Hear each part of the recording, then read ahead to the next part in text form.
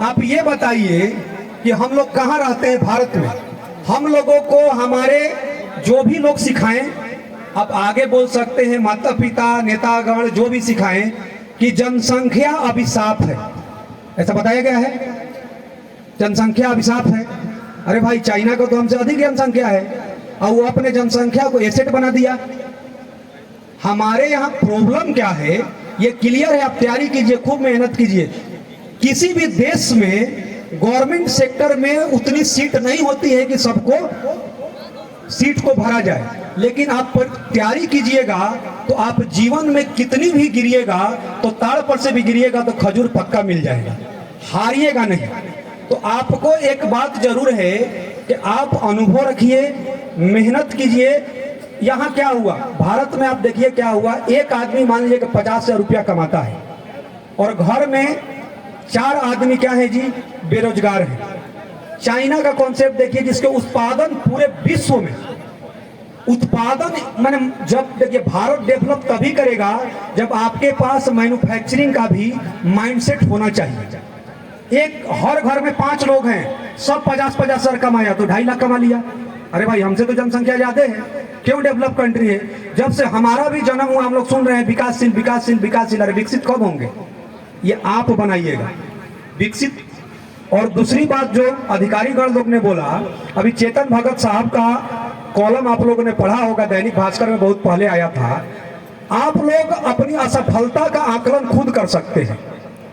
दिन भर में मान लीजिए 24 घंटा दिन रात हुआ, आप एक कॉपी ले लीजिए और उस पर आप देखिए कि आपने दिन भर में कितना बेकार समय फेसबुक इंस्टाग्राम और जितने भी सोशल प्लेटफॉर्म, पता चलेगा कि 17 घंटा आपने बर्बाद कर दिया। हो सकता है सोने का टाइम छोड़ दीजिए तो लगभग सारा बर्बाद कर दिए। आप मिलाइए, कुछ नहीं किए, उसका फोटो इसका फोटो यही देखते रहे। बहुत पहले आप चले जाइएगा तो शिक्षा का 2 ही माध्यम था, एक माता पिता और एक जहां पर आप था। माता पिता के पास सोर्सेज कम थे, मैं सभी माता पिता के लिए नहीं बोल रहा हूं, कोई अधिक भी विद्वान थे, लेकिन जो इंस्टीट्यूट स्कूल कोचिंग थे वहां सोर्सेज थे, वहीं से ज्ञान पाने का आपके पास रास्ता था। लेकिन अभी के डेट में आप ज्ञान पा सकते हैं, लेकिन रियल में क्या है, रील्स है तो शॉर्ट से आप मिलाइएगा, अपना आकलन कीजिएगा। ये नहीं है कि आपका वो दोस्त सफल हो गया आप असफल हो गए, दोनों में अंतर मिला लीजिए। एक दिन का अंतर आप मिलाइए कि 24 घंटे में उसने कितना देर सेल्फ स्टडी किया और मैंने कितना किया। मैं बार बार जब मेरे बच्चे सफल होते हैं तो एक बात जरूर बोलता हूं, मान लीजिए 10th के बाद 2 साल तक IIT क्लासेज करने के लिए आए, वो IIT निकाल लिए। और मैं भारत की सभी कोचिंग से आग्रह भी करता हूं, क्या 2 साल में IIT निकाल लिए तो सारा श्रेय मेरा हो गया क्या? नर्सरी से 10th तक के टीचर कहाँ चले गए? अरे नर्सरी से 10th तक के टीचर कहाँ चले गए? उसके माता पिता कहाँ चले गए? तो इसीलिए जब भी बच्चे हमारे IIT निकालते हैं तो हम लोग ये बोलते हैं कि नर्सरी से 10th तक के टीचर को भी मिठाई लेकर जाना। 90 से 95% श्रेय उसका है और 5% हम लोगों का है। आप 2 साल के लिए कोटा चले गए, IIT निकल गया, बता दिए कोटा का श्रेय। आपके साथ इस शहर से 1000 बच्चे गए थे, 999 का नहीं निकला तो उस लड़के में दम था।